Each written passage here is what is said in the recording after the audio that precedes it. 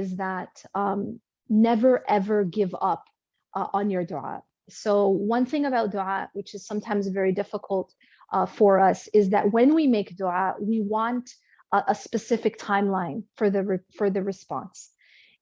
We have to understand that every dua we make to Allah subhanahu wa ta'ala is answered. However, it is not answered on our timeline.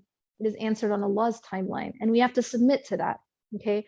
Second is that the way in which Allah responds to the dua may differ than how we think it should be responded to or how we want. But we have to also have firm faith that whatever it is that Allah gives us, or whatever it is that Allah withholds from us at that time, it's because it's in our best interest. It's because it's best for us.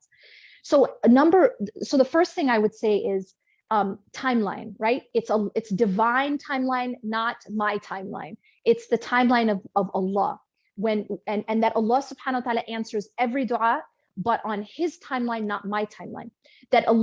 Number two, that Allah subhanahu wa ta'ala answers every dua, but the way that he sees fit, not the way that I see fit. And Allah knows and I do not know. Remember that. Allah subhanahu wa ta'ala says in Surah Al-Baqarah, وَعَسَىٰ أَن تَكْرَهُ شَيْئًا وَهُوَ خَيْرٌ لَكُمْ. It might be that you hate something and it's good for you.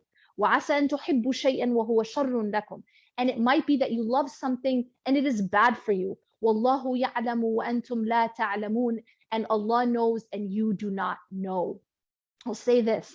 We have to have, so this, first of all, this understanding that Allah knows and we do not know. And sometimes we might really, really hate something and it's good for us.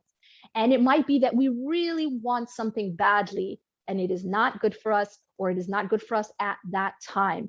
Wallahu ya'lamu wa antum la ta'lamun. Remember and have firm yaqeen, firm certainty and faith that Allah knows and we do not know. Allah knows the future, we don't know the future. Allah knows the unseen and we do not know the unseen. And then third, husn al-dhann billah. Have a good opinion of Allah. Know that if Allah is withholding something from you at this time, it's because it's what's best for you at this time.